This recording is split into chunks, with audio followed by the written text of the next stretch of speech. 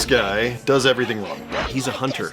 He takes aim and he gets what he wants. Because if there is any blow to their ego, the response is to go nuclear. How would you treat this man? Castration.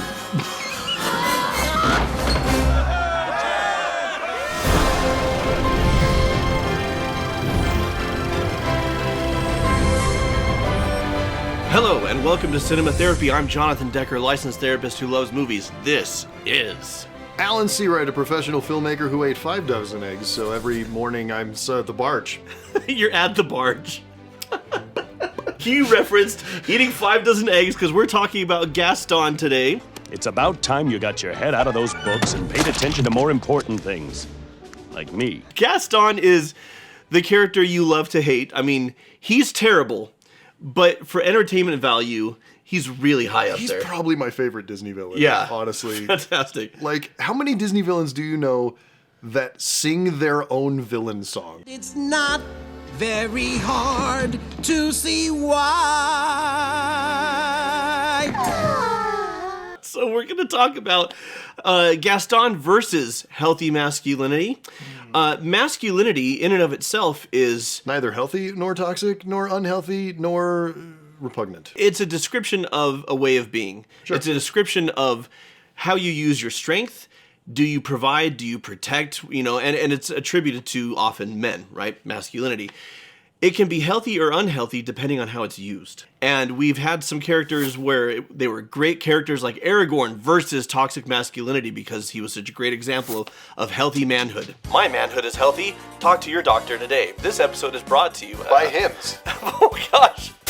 Superman versus toxic masculinity. Now we're going the other direction. Gaston versus healthy masculinity. Because this guy does everything wrong. Oh, we actually see a bird get shot. It's pretty brutal. And it's dead.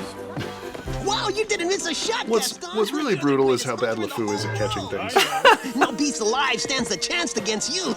And no girl for that What is matter. that animal? It's true, LeFou. And I've With got the tail my up there? sights set on that one. Oh, the inventor's daughter? She's the one. The lucky girl I'm going to marry. But she... The most beautiful girl in town. I know, but... That makes her the best. And don't I deserve the best? Well, of course. I mean, you do, but... Right from the moment when I met her, saw her, I said she's gorgeous and I fell. Here in town there's only she who is beautiful as me.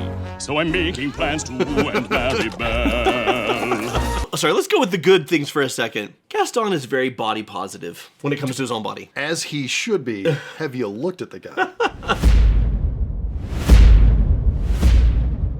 Gaston is a narcissist, and narcissism is more than just ego. Where's the word narcissism come from? Narcissism. It comes from ancient Greece.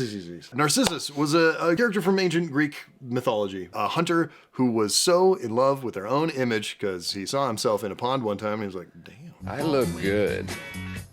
I mean, really good. Rejected all female and male suitors because he was so in love with his own mug. And that is the origin of narcissistic personality disorder, which is more than just ego. You can have an inflated sense of self and of self-importance and think you're great and not be a narcissist. And I think the two things that separate narcissism from ego are a lack of empathy and compassion and a belief that you are entitled to special treatment and that only a certain class of people can even understand you. He's going after Belle. Why? Because she's the most beautiful girl in town, and that makes her the best.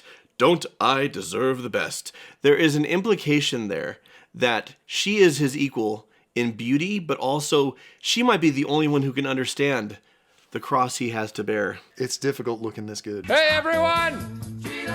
Come and see how good I look! The thing with Gaston is his masculinity is not only his defining trait, it is his soul trait. That's all he's got, is I'm hyper masculine. Yes. And that is what makes me the best. And his masculinity is not even a well-rounded full masculinity. It's, I hunt, every last inch of me's covered with hair, I'm big and strong, I have this deep manly voice, and I'm attractive because of how swole I am.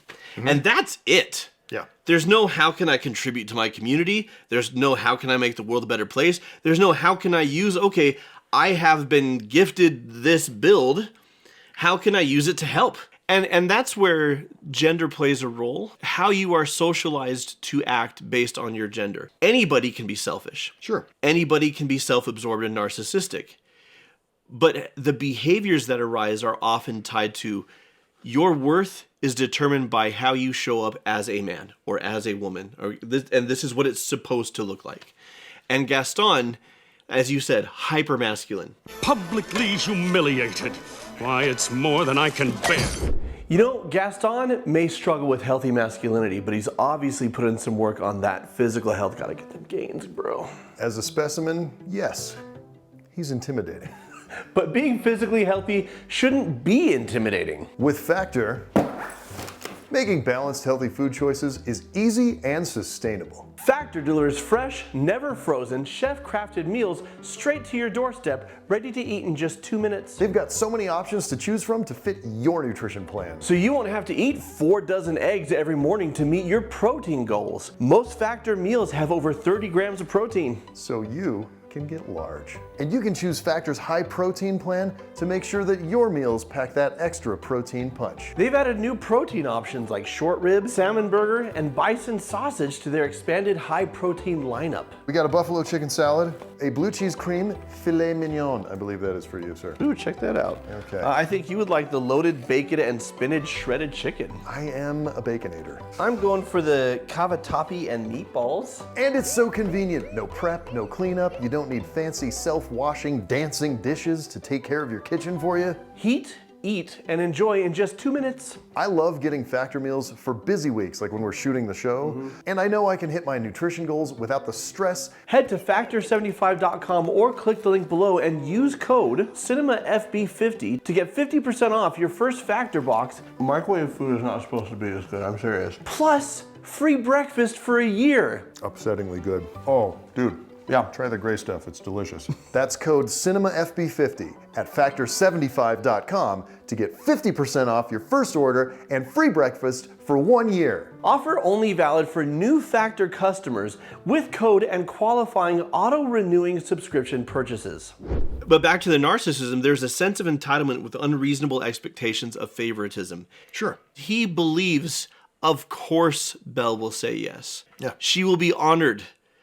Just like any girl in town, if I propose to them, they would act like they are honored, and so will Belle. And so there's this expectation that it's going to go my way without consideration of the other person's thoughts, feelings, hopes, or dreams, or even seeing them as a person.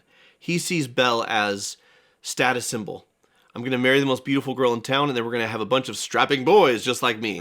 What do you know about my dreams, Gaston? Plenty. No, you don't. Picture this. A rustic hunting lodge, my latest kill roasting on the fire, and my little wife massaging my feet. Sound effects of his boots coming off. We'll have 6 or 7. Dogs? No, Belle. Strapping boys like I love that me. he does like a primal ape thing when he says strapping boys. Let me think. You, Belle. But again, to your point about using his masculinity, right? Speechless. He's huge. Yeah. I really don't know what to Pushes the say. chair over. Knocks it fully over. I'm very sorry, Gaston, But he's constantly but trapping her and surrounding her. I just don't deserve you. Whoa. He's such a well thought through, well realized character. From his verbals to his nonverbals to how he's performed, everything about him is telling the story of who he is. So great. And then, to my point, So, how'd it go? I'll have Belle for my wife. Make no mistake about that. So talking about his physicality, obviously this is all animated. So this is animators observing. And this is the thing that I find so fascinating. What were the animators doing?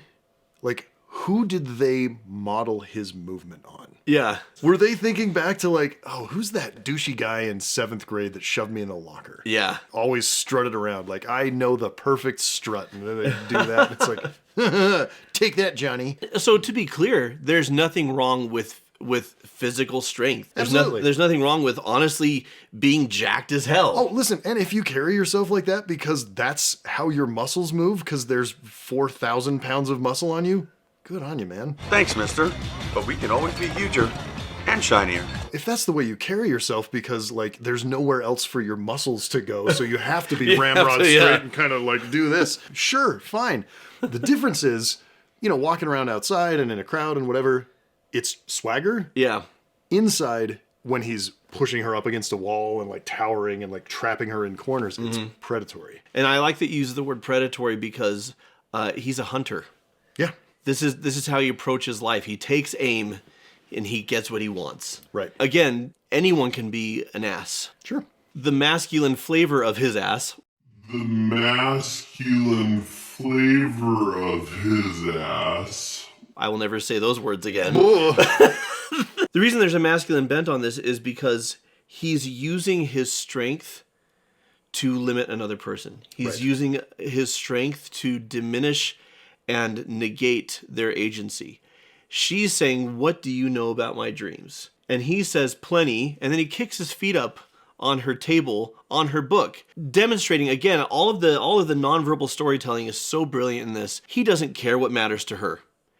He doesn't need to say it, he shows it right in that moment. And then the way he pushes the chair aside and the way he keeps cornering her, this is what you do with a wild animal that you're going to kill and take home. Now, he's not going to kill her, but he is looking to kill... He's going to kill her dreams. He's going to kill whatever she has going on that's not him. Right. He's looking to end it and to put an end to it. What's the healthy masculinity version of that? He should sit down, he should lean forward like that and say to her, you know what, Belle?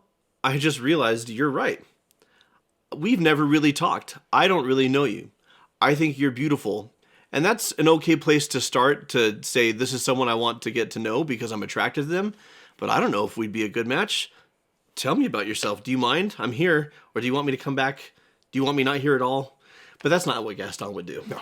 Persons with narcissistic personality disorder often fantasize about an idealized life. Sure. With unlimited success and an idealized love. And that's the thing, he's not in love with Belle. He doesn't know Belle. He's in love with an idea. Yeah, he created a version of Belle that's going to give him 6 strapping boys and be roasting his latest kill on the fire. Exactly. Rubbing his feet.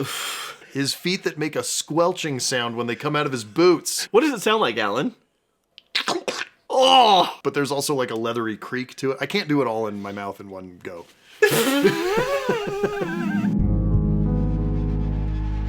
But I can't do it all in my mouth. That's a phrase I've said multiple times. In different contexts.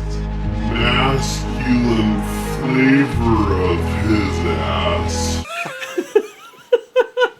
Another thing you see with NPD a lot is being particularly sensitive, even violently threatened by rejection or embarrassment. Like the idea that it could have anything to do with him and his approach and his worldview hasn't entered his mind. All that's happened is that Belle has become in his mind even more of a conquest, and if that doesn't go his way, then he needs to destroy her. She's going to be an enemy, which we see that later on when he gets jealous about the beast, but we'll get there.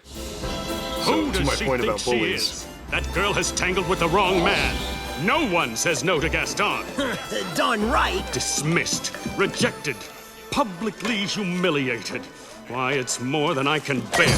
More beer? What for? Nothing helps. Nothing helps. I'm disgraced. Who, you? Never. Gaston, you've got to pull yourself together. So this is the thing that is scary about bullies. Yeah. Is if you humiliate them, do you turn them into an enemy instead of just a bully? And that's not to say that you shouldn't stand up for yourself and you shouldn't, defend yourself and whatever. Or like, you Belle don't did wa- nothing wrong. Right. Not everyone is going to react the way they should. And this is hard in therapy. People who have someone like this in their lives. Yeah. What do I do? And honestly, the best thing that you can do is find a way to minimize their presence in your life. Right. In a way that still appeals to their ego. You might even have to lie to them when it comes to safety. Letting him down gently, making it about you, not them. Because if there is any blow to their ego, the response is to go nuclear. Which is really sad because, of course, for people to change and grow, they often need to hit rock bottom or they need to have a wake-up call that makes them humble.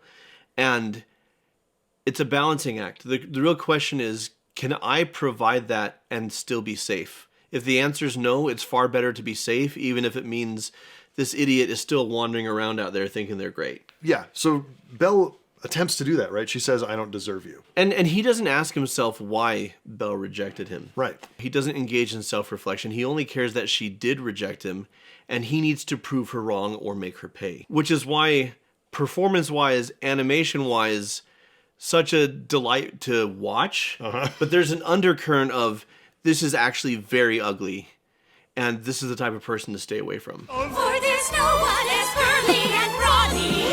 As you see, I've got biceps to spare. Not a bit. I mean, you're right, though. He does sing his own song about himself. And every last inch of me's covered with hair. Matches wits like Gaston. And then we see him losing and getting mad about it. Good at expectorating. You're right. Like, I spit and people celebrate. When I was a lad, I ate 4 dozen eggs every morning to help me get large. And now that I'm grown, I eat The fact that you can see the egg shapes going down his throat.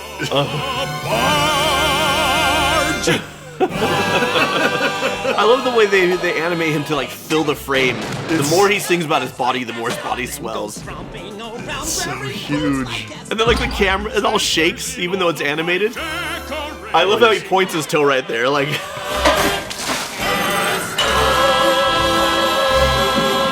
every little bit of performance.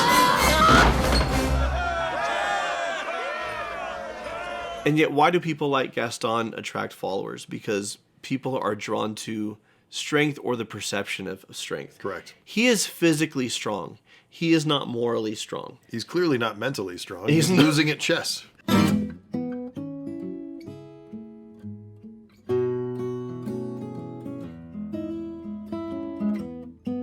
But these people draw acolytes because people are drawn to confidence. It's also the same reason why jerks excel at short-term dating. Sure. Because people are drawn to, this person I can rely on. They're not afraid. They've got a plan or whatever. People want some of that luster. And then the more admirers a person has, the more this starts to turn into a cult of personality. Right. Where people are like, we're all defined by our connection to this. We've bet on a winner. It's the same reason why people go crazy for their college sports team, right? They may have a local or a personal connection to the team, but at the end of the day, if the team wins, then somehow I'm a winner. Even though all I did was sit on my couch and eat cheese puffs. I wore my lucky shirt. Oh gosh. And I cheered at the right times, and I said first down in the correct way. And I don't do that, they don't win. They don't win. That's not how it works. That's not how any of this works. The thing is, there's not a single person in that tavern who really knows who they are and is confident in who they are.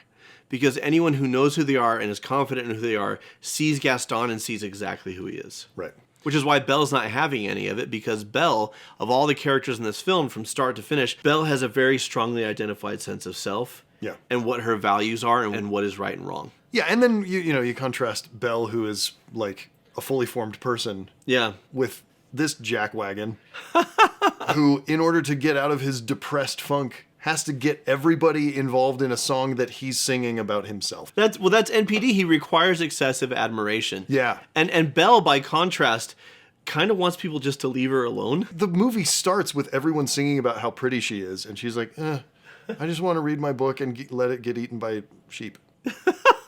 It doesn't make a ton of sense. I brought this book to a sheep feeding, and I intend to see it through. She has a clearly defined arc. She might not be that smart. She's smart. She just values sheep happiness over book stability.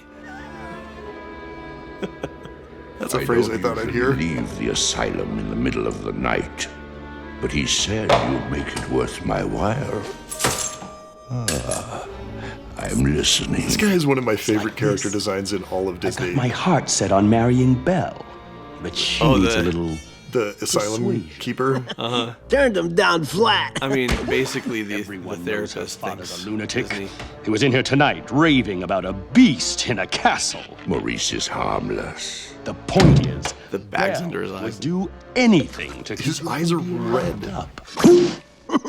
Yeah, even marry him. So you want me to throw her father into the asylum unless she agrees to marry you? Oh, that is despicable. I love it. Red pupils? Red eyes, the like just sallow skin, the long pointed fingers. And it's just like, what is the most evil thing we can do? And then let's have him voiced by the guy who's the like haunted, spooky narrator for the Haunted Mansion. That is when windows creak in haunted chambers. It's that guy. Tony Jay, also the voice of Frollo, and in Hunchback of Notre Dame, yeah. The ghost host at the Haunted Mansion. Kindly step all the way in, please, and make room for everyone. So here's the biggest difference between ego and narcissism. Narcissism is cruel. Narcissism doesn't really care about what others are going through and might even delight in their pain. You see Gaston smile when he's talking about his plan. Before, I think he might have thought in his deluded little world, I will marry Belle, and Belle will be thrilled about it for the rest of her life, because who wouldn't? At this point, he doesn't care. He's trying to punish her by marrying her. And again, this guy is losing at checkers. He doesn't realize he's punishing himself. Because he can't stand to lose. And so he's setting himself up for a miserable marriage. Why? Because everybody at least has to perceive him as winning and winning her heart and being happy and being great. And it's all about appearances. This, by the way, is going back to our Tony Stark episode about Tony Stark and his narcissism. With Tony Stark, it's narcissism, but it's not narcissistic personality disorder. Even at the beginning, when he's a jackass, does have empathy.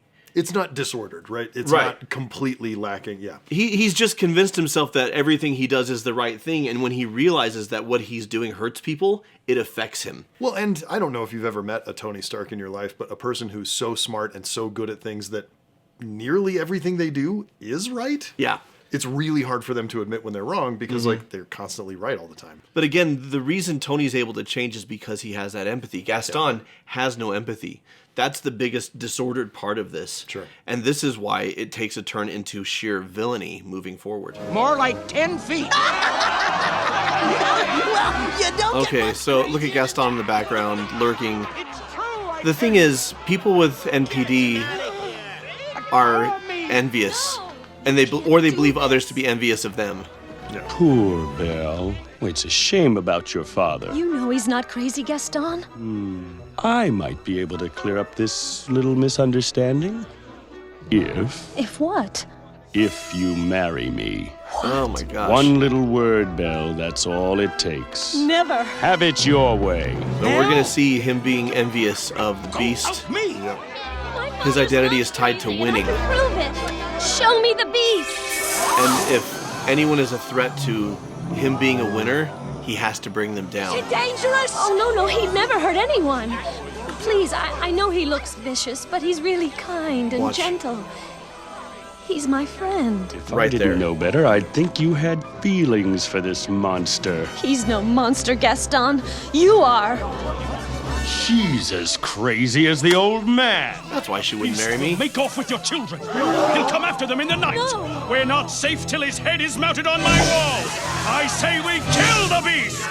Not to get too political, but like when I was a kid watching this movie, I'm like, how dumb are all these people that they're like, he's clearly just lying and making stuff up. Yeah. And that's all I have to say about that. Well, and he has to destroy anyone who is a threat. Yeah. Which now includes Belle, by the way. He's destroying her reputation. She's crazy. She's insane. And now this is his way out, right? She's got Gaston derangement syndrome. I'm not the problem. She is. She's crazy. That's any criticism she makes of me is because she's crazy. Discredit anyone who criticizes or disagrees with you by calling them crazy. They do such great storytelling when Belle is talking about he's kind and gentle, and all we need is Gaston looking over her shoulder. He's dumb, but he's piecing it together. And in that precise moment, he's like, I have to destroy this creature, and now Belle has humiliated me enough that I have to destroy her. Physically when it comes to the Beast, socially when it comes to her. Scorched earth. I am talking scorched earth, motherfucker! I will massacre you! I will you up! Why? Because my ego is so fragile and so tied to everyone's perceptions of me that I am a winner I cannot lose, that I'm going to destroy lives to preserve that for myself. And obviously we are so far away from like any version of this discussion, but what's the healthy masculinity version of this? First of all, a healthy male would never use extortion. Well, you wouldn't be in that position anyway because you wouldn't be extorting her for marriage. Exactly. Dumb shit.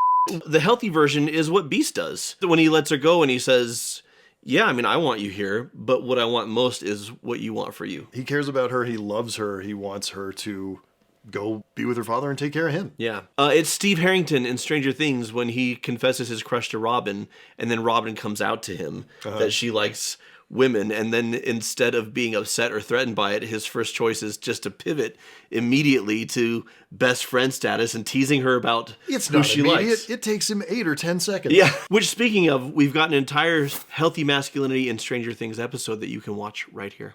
Obviously, in terms of masculinity, this is not a good. This is not a good example. In terms of narcissistic personality disorder, this is a textbook example. How would you treat this man? Castration. What in the name? Not for NPD people, but for Gaston specifically. For Gaston specifically. We don't want that in the gene pool. Well, because he objectifies Belle so thoroughly from start to end. I love that it's written on a level that children watching can understand and adults watching can relate to. What would I do? Sure.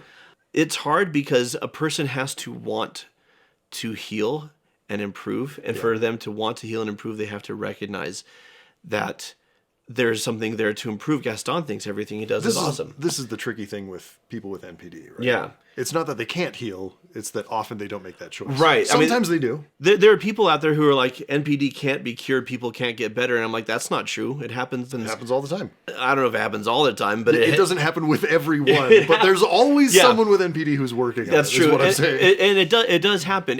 A lot of times it takes hitting rock bottom. Sure. And I guess I would throw Gaston in the asylum. Well, he hits rock bottom.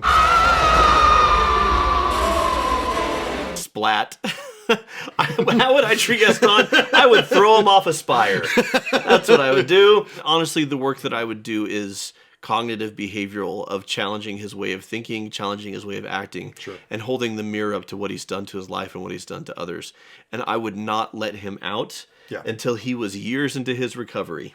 Cognitive behavioral therapy, often you ask, like, okay, this is what you want. Is what you're doing working? Yeah. And for him, mostly, yeah. Yeah, and if it's not working, it's somebody else's fault. Question for you, have you had a Gaston in your life, and how did you deal with it? Or have you seen someone improve and get better from Gastonness? So until next time. More beer? What for? Nothing helps. And watch movies. Strapping boys like me. Shout out and thank you to our patrons. If you're not on our Patreon, you're missing out on a lot of exclusive cinema therapy goodness. Folks like Samantha Chan, Nico Shibu, Vella Bell, yes, and Baron Garcia. In my defense, they put a lot of S's on the end. A lot of S's. Yeah, no, that was correct.